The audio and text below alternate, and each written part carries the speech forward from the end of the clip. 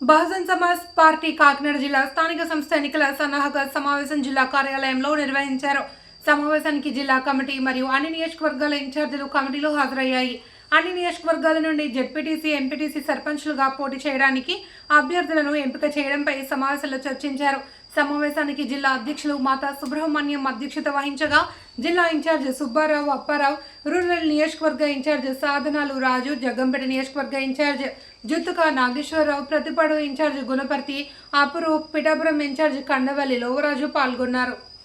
వర్గాల్లోనూ కూడా ఏ గ్రామాల నుంచి ఎవరెవరు పోటీ చేయడానికి అభ్యర్థులు సిద్ధంగా ఉన్నారా అనే దాని గురించి చర్చా సమావేశం నిర్వహించడం జరిగింది.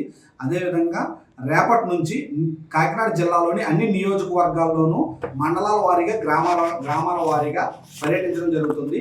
ఈ పర్యటించే క్రమంలోనే ఆయా గ్రామాల నుంచి అభ్యర్థులను ఐడెంటిఫై చేయడము, పార్టీకి పోటీ చేసే అభ్యర్థుల్ని నియమించి వాళ్ళకి పార్టీ కండువాలు కప్పి పార్టీలో బాధ్యతలు అప్పచెప్పడం జరుగుతుంది.